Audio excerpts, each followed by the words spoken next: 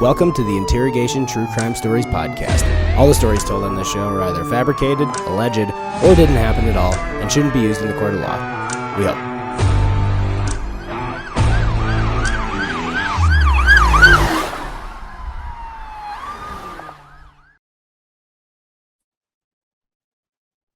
Cool. Welcome to the Interrogation True Crime Stories. I'm your host, Corey David, and I am very excited for our guest today. We met when I was down in Houston, which was a crazy trip. And I just want to introduce my friend, Anniva Carvalho. Anniva, say hi. Hey, y'all. How's it going? I mean, so far on my end, pretty good. I'm just excited that you wanted to jump on because we were talking about a little bit before the show. We were hanging out at Secret Group. And if you haven't been down there and you live in Texas, I highly encourage you to go. It's a very fun place to check out comedy. And you happened to be there. We were hanging out like in the green room, just kicking it. And I've really enjoyed just following like your Instagram and all the art projects you have going on. So just do me a favor and the listeners, like tell us a little bit about yourself and what you do. My name's Anniva. I have been a model for the past 7 years. I was born in Brazil. I moved to the US in 2008 with no English. Learned English in middle school, and then I started learning another language. So right now, trilingual, working on becoming a polyglot. But right now, my main focus is creative. What'd you say? What's a polyglot? Speaking 4 or more languages. Oh, it kind of sounds like a guinea pig or something. I was just like, what the hell is that? Is that like a furry thing that I'm not familiar with? It does kind of sound like that. That's funny. A little bit. So, but you're working on 4 languages, and which is cool. Which languages outside of Portuguese, English, and Spanish? Mm-hmm. Right.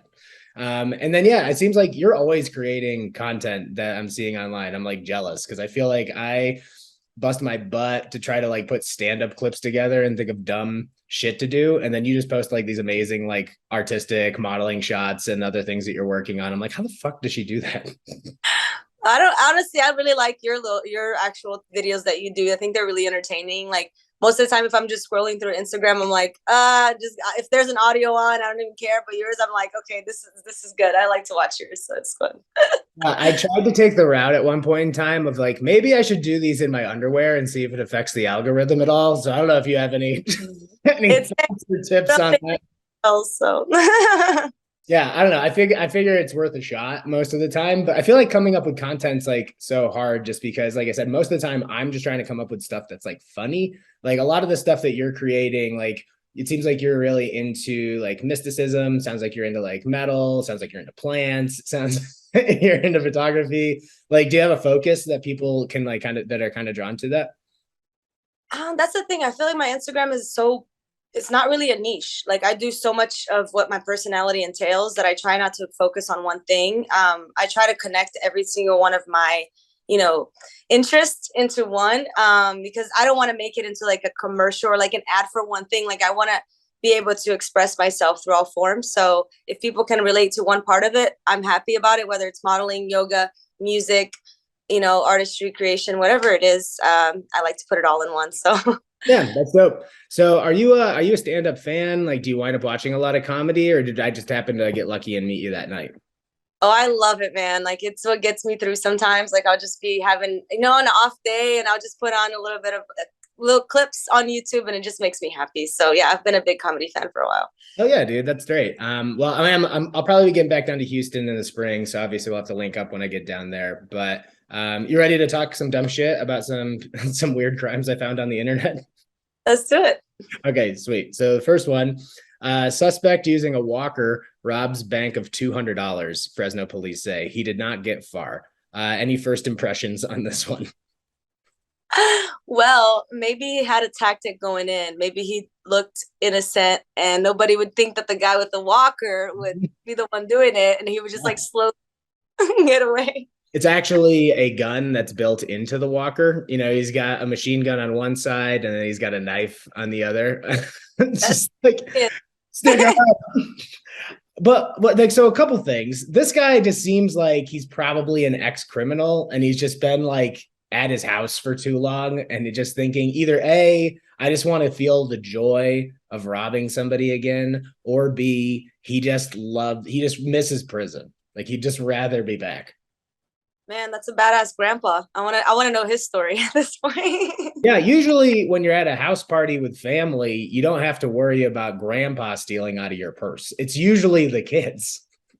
I know, I gotta keep an eye out for old Gramps there now. Well, because I used to be that kid. Like when I was really young, like I was a piece of shit and I like took like $20 out of like my family's purses or something like that. So I could imagine like for me, I was just trying to like, I don't know, buy fucking Mountain Dew with it. But this guy is probably gonna take if he's old enough, he's using $200 to go buy scratch offs, like at the gas station. You think scratch offs? I was thinking either lots of coupons for Lubies or some Viagra or some shit like that. Yeah. This is like fuck, my Viagra script ran out and Debbie's coming over this weekend. But also only $200. Like I feel like they just basically were just giving this guy a layup. You're like, all right, dude, just get out. Like just Yeah, like you could have just walked up to somebody and be like, "Hey, can I just have $200?" yeah.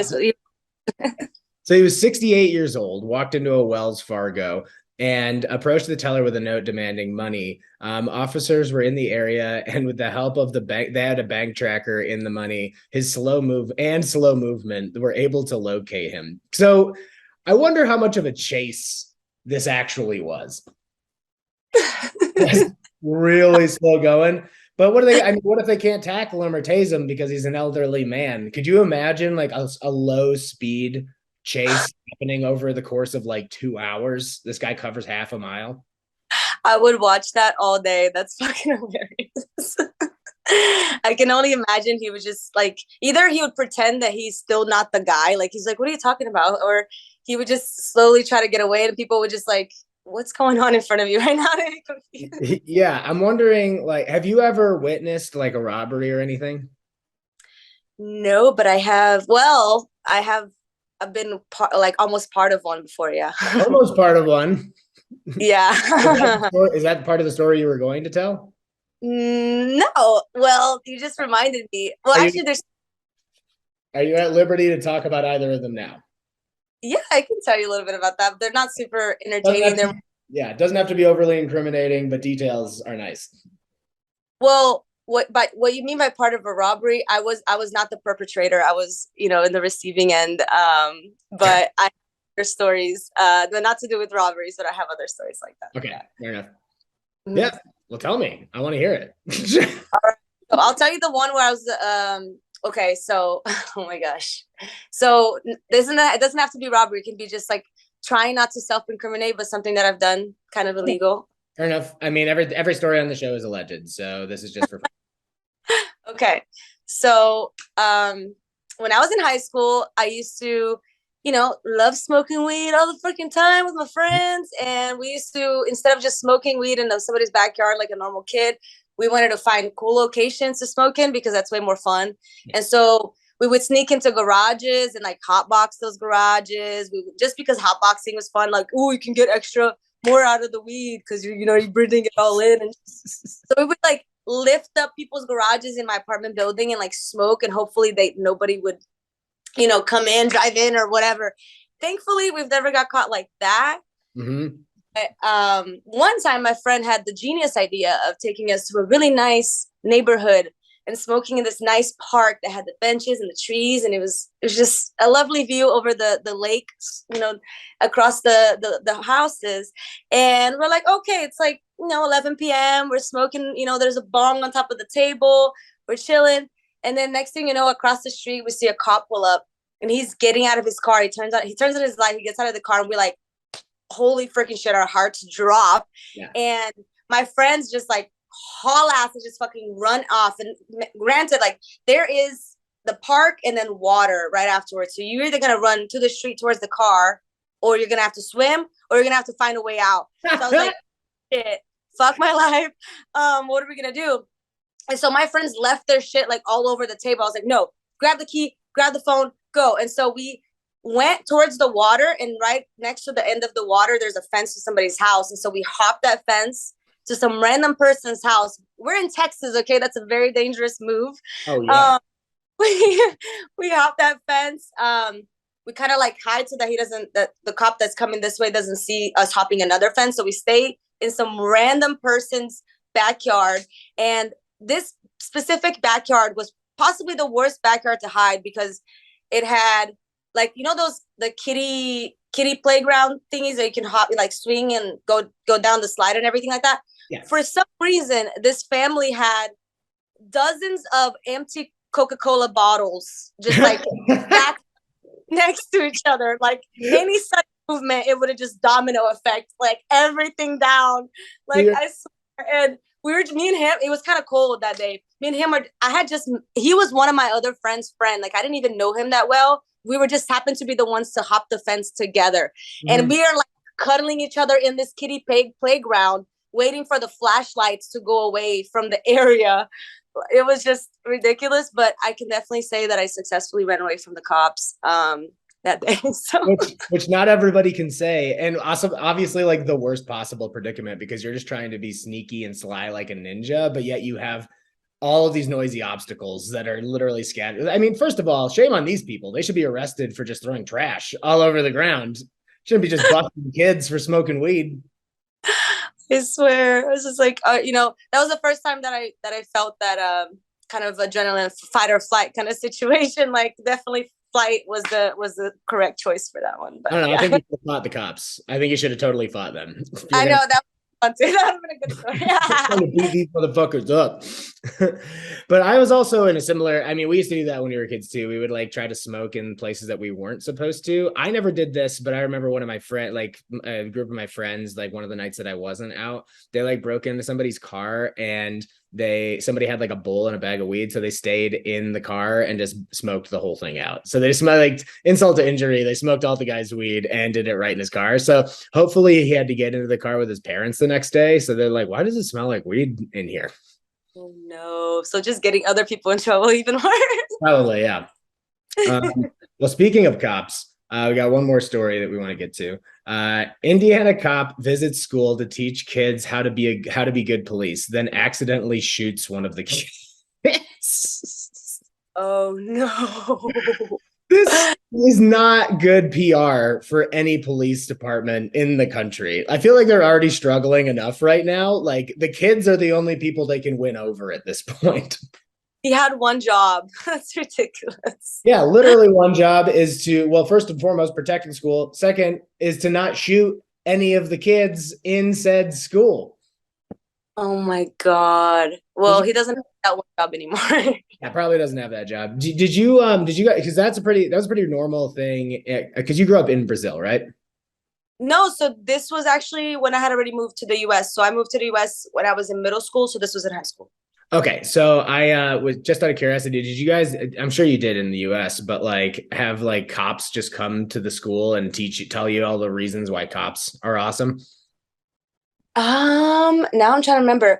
We didn't have that, but we had some random like ninja guys do like they did like L sits in these bars, just like gymnast guys, and they were telling us about how drugs are bad. Oh, that was your anti-drug campaign? But you could be like us, just ninjas that only get employed by schools to teach kids about the dangers of drugs. Exactly. And then right before spring break, they would send everybody to the auditorium and show this really depressing story about people dying on car crashes from drinking and driving. And it was just like everybody's going into spring break depressed. I remember we had one of those, like it was anti-drug or just kind of like get your life together kind of talks. And the guy was a total waste case. And I'm pretty sure he showed up to the event drunk. He was kind of stumbling around and slurring his words. And the only thing I remember about that, even to this day, was when he told us how to avoid getting a DUI. Like that was the only practical thing. He was like, all right, guys, just as a frame of reference, even if you're only going 35, always use your cruise control and never use your high beams ever. And nothing, I don't remember anything else from that conversation. He's like, well, you're going to get drunk like I am right now, so you might as well do it the right way. Yeah. It's like, thanks, guy. You want to hand me a crack pipe too and tell me how to smoke it? Jesus. That's funny.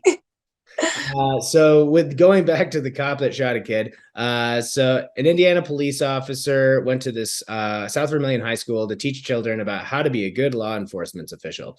But he wound up accidentally shooting one of the prospective pupils. It was that so he was running a drill with students on how police handle a purported bad guy. And it was at this point that the officer's weapon accidentally discharged and resulted in the injury of one of the students. Oh my gosh. It's just like the opposite of what you're trying to do. You're just doing the exact thing that you're trying to avoid. It's just funny. It's terrible, but it's funny because it's, oh my The gosh. only way the story could be worse is if the student was black, but this, but it was in Indiana, so I'd say the statistics are probably low on that. Oh my gosh. This world is fucking an ironic joke sometimes. Oh, But it's at the same time. All right, that's going to do us for our dumb crimes that I find on the internet, and we'll get into your story. So I always tell people like all these stories. I mean, I was just excited to have you on as a guest, and one of the reasons I love doing this show is because I've done a lot of dumb things in my life. You know, some illegal, some not, or whatever. Some things I got caught for, some things I didn't. I think it's more fun to be able to just talk about it, so people have a little less shame built into maybe a bad thing that they did or something where they were involved, and they're like, "Holy shit, I can't believe that happened." So I'm curious to hear about what you have to say. Ooh, so that was the original story, but there's a lot of, well, okay. That, wait, tell me one of yours. Now I'm curious because there's a lot of different ones that I could tell you, but I'm kind of waiting. So I always say it's like it doesn't have to be a crime that like you committed. It could be something that like the police were just involved. So one of the ones that I kind of been telling recently is about when we were doing outdoor comedy shows and back in like 2020, and they were not glamorous by any means. Comedy is supposed to be happening indoors, and we were doing it in like a parking lot of like a strip mall. So there's like lots of other businesses there outside of the place that we're doing comedy, and the show's going on, and there's like a domestic dispute happening across the parking lot, and me and this guy that I like don't know, this Tarzan looking dude, he are keeping an eye on the situation. And so and then at one point the guy like picks this woman up and like brings her around the corner of the building. So now we're like, oh shit, like we have to do something, right? So we run over there, and this guy, the guy that I was with, who I again didn't know, decides that picking up a rock that he found like on the sidewalk would be a good idea, but I didn't have time to like ask him questions or anything. I'm just like, all right, whatever, right? So the dude in the incident, like the guy that's like in the fight, his friend sees this and he starts walking over to his car. And I just go to my guy and I'm just like, hey, bud, you should probably put down the rock. This guy definitely went to just go grab a gun, right? And he definitely did. So the next thing I know, I've got a gun pointed at me, and this dude's just like screaming at me in this parking lot. He's just like, this isn't any of your business. You guys don't belong here. Like, dude, I know. But when you brought her around the corner of the building, like we had to come over like and do something, you know? And he's like, yeah, I get that. But what's up with the dude with the rock? And I'm like, yeah, I'm gonna be honest with you, man. We didn't plan that. Like we didn't like that wasn't a part of the plan Oh at my all. god. So at this point, we hear like cop sirens because they definitely called the cops, right? And we're like, I don't know what to do with you guys right now. We just want to make sure she was safe, but the cops are gonna get here. So you either stay around or you don't. And they all got in their car and left. And I'm just like, I just couldn't believe that that happened. Kind of like what you were saying. I'm glad like my fight or flight response wasn't to panic. I was just like, all right, I just got a gun pointed at me right now. I'm going to try to talk as calmly as I possibly can. Yeah, that's hard to do because you don't expect. How do you plan for that? Not a lot. I mean, have you ever had a gun pulled on you? I have. I don't know if it was actually a gun. It was underneath a bandana. But I'm not gonna, hey, what you got under there? I'm not gonna check, But Yeah. he had his face painted because he was doing Halloween, and we had our face painted, so it was hard to recognize. But he just took our purses and left. But he didn't get anything because there was nothing in our purse, so he just did that for no reason. Oh, you just had So it out for show? It was just a decoy purse? I no, I had a purse that happened to not have my wallet inside of it for some reason that day, but I happened to have 30 keys that my boyfriend at the time let me keep from all of his keys that day. I never had all his keys, and then he had to make 30 keys. Like it was just but then it was just like weird. Like he didn't get any money, he didn't get any cash. He did get my friend's backpack that had a bunch of crystals in it. And I was like, mm-hmm. So all you're gonna have is bad juju for the rest of your life. Or the opposite. He had nothing but bad juju and then he just stole a bunch of good juju and now his life is amazing. His name's Elon Musk. He runs a very successful company. He's actually a huge success story now. His life turned around.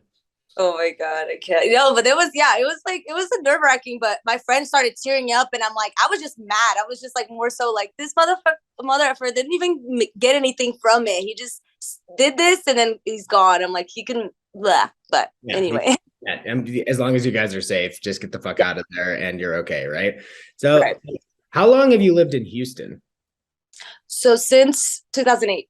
Since 2008. Now, I don't know if like Houston, I don't know if Houston's like up there in terms of crime, but like, how would you gauge like the city at large? Like, have you experienced a lot of like kind of shady behavior, or activity, or been like caught into some like precarious situations? Oh, definitely. I have to, watch my back in Houston. Although I love my city, it's definitely something that's been escalating over the year, or at least been more in the news and stuff like that. I don't really watch the news like that, but at least, close bars to me because I used to bartend, have people have been shot there and things like that kind of randomly. I'm like, if you're going out to dancing club, why are you bringing a gun? Like, why? What is your motive for that? So I've been hearing a lot more of that happening in Houston. And the one where the guy pulled a gun out on me, that was in Montrose. So yeah. Oh, for real? I've made like one of my bits that I'm doing it right now that I'm kind of working on is about fighting, and it's kind of like, have you been in a fight before? Been a while. It's been a while. I mean, was it like when you were younger, like in school, or has it been like has it been since you're like, an adult? It's been since school. Okay. Yeah. Yeah. So I don't like, I'm not a fighter. That's just not my go-to. It's not because of inability. It's literally just because I'm just like, I feel like there's an easier way to de-escalate the situation than actually fighting anybody. So the thing I've been saying is like, you would actually have to know something about me that like burns me to the core. So like, if you call me like a pussy or a bitch, like that's not going to do anything. But if you said I never reached my full potential in Little League, we're fixing to scrap. Like it's gonna, like it's gonna go down. Yeah. So you feel like you don't seem like, you don't strike me as much of like a fighter, but what do you remember what the last fight was like even about? Ooh, okay. Okay. I would rather mention another one that I just remember kind Okay. of really because the fight, it was just so small that I just don't even think it's worth the story. But I do have a story that I have for kind of illegal thing. Okay. Yeah. So do you know Renaissance Festival? Of course. Yeah, so I was 20 years old not the first time. I was 20 years old the first time I camped. Like I was in the campgrounds. Like I've been to the festival many times, but I was What? like, You yeah, like camped at a Ren fair? Like what? Bonnaroo style? Say it again. You camped at a Ren fair like Bonnaroo style? Yeah, so basically the actual Renaissance Festival, it's mostly like family, jousting, events and stuff like that. But there is in Hockley, Texas, or Magnolia, Texas, there's a huge property area behind the actual festival where the Rennies go and camp and have a fire and games. And like the people who work at the festival have tents there throughout all the months that the festival occurs. So you can go there and get a camping pass and like party after the festival, so you don't have to drive home after drinking a bunch of mead and shit like that. So Right. I had first found out about the actual camping. My friend was like, did you know if it's your first time camping, if it's your first time in the campgrounds, you have to get flogged? And I was like, ha ha ha, bullshit. Like I was like, I didn't believe her. And I show up. Granted, I have bright red ketchup hair, like freaking like bright as hell. Like I was just going about it, my first time going there. So I was very noticeable is what I'm trying to say. Like my hair is just really, really bright in this middle of like tan colors of hair and fur and shit like that. So anyway, I go into the middle of the campground and I hear this like English accent from a pirate coming through. He's like, "Milady," I can't do it. I'm gonna slosh it, but he's like, come hither. And he's like, I must flog you now. It is your first time or something like that, whatever he says. And I'm like, oh my God, this girl actually did talk to the captain. I cannot believe this just happened. And Mm-hmm. so even though that's not actually a rule, she like made sure to like follow through and talk to the guy and to get me flogged. Now, And how old are you at the time? 20. 20. Okay, I just wanted to make sure it wasn't an underage flogging. Everything seems above board. Yeah, I'll get to the actual legal part. Like I think that part was just like a funny part of the story, but like Yeah. the so basically like I like lift like one layer of the skirt. He like does one, and then it progressively gets harder. Two, three, four, and he does five flogs. And granted, this like wood paddle has like 6 holes on it, so it's I have my booty was hurting till the end of the freaking weekend. Like the call of booty was real. Like it was serious. But anyway, that was just the fun part of it. Okay. Mhm. So I was 20 years old and I had no shame. I was just carrying around a bottle of wine in my hand in the festival, like not in the actual festival, but in the campgrounds. I'm holding around the bottle. I was like, we're in the campgrounds. It's huge. Nobody's gonna ask for my ID. Sure. I agree. I mean, it Oh, would be weird if an actual night like came up and asked for your ID.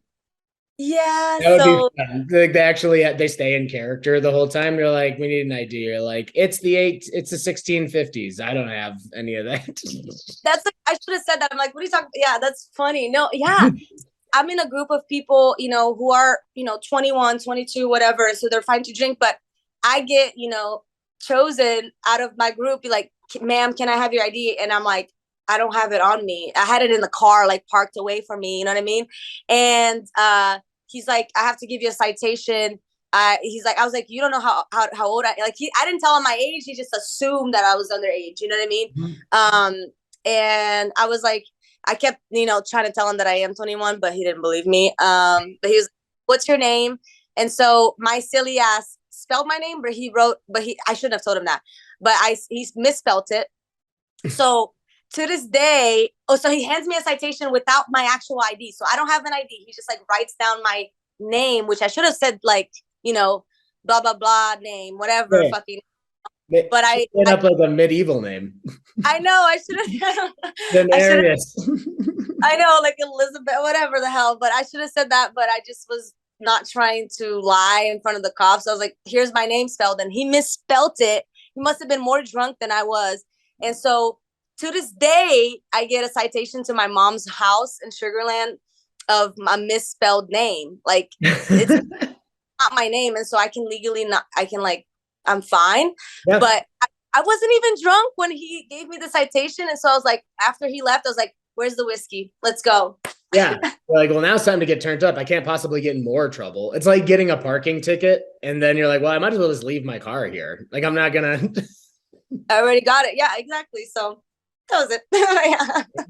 I love the idea of committing crimes at a Renaissance festival, just because I imagine that they would like put you away in like a dungeon, like in an actual like castle dungeon. Do some medieval torture devices on you. Yeah, you have to eat 10 turkey legs before you get out of here. That's not a bad punishment. It is bad punishment. Those things are gross. I don't. What? Those things are disgusting. They can be a little bit overcooked sometimes, and there's just too much. But I'm all about the potato and the oh they have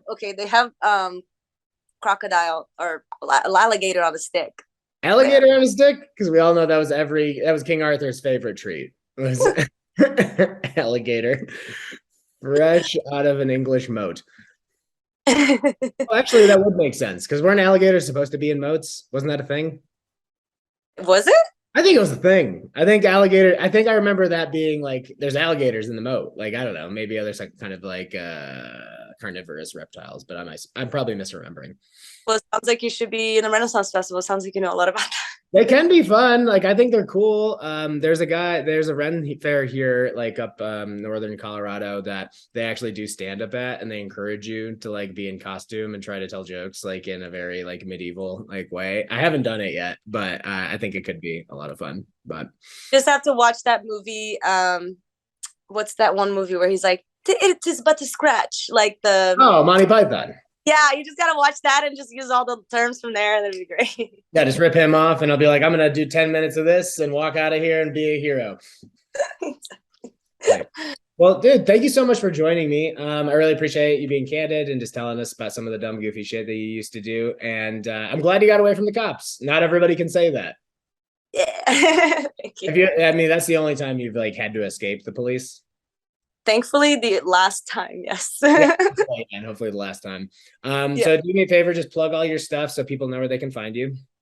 Okay. So my Instagram is Rastanniva, Rastanniva. And that's pretty much the most that you can reach me at because social media is a lot. Yeah, for real. Yeah, I feel like I just focus on my Instagram and I'm trying to focus on TikTok, and that's a chore in and of itself. But well, thank you very much again for joining the show. Go check out CoreyDavid.com for all of my tour dates. Go to Interrogation True Crime on Instagram to see show clips from the live shows and podcast clips. We'll be posting about the episode. So listen to, well, you're already listening, obviously, if you're listening to this episode, but like, review, subscribe, do all that stuff. And we'll see you next time. Thank you.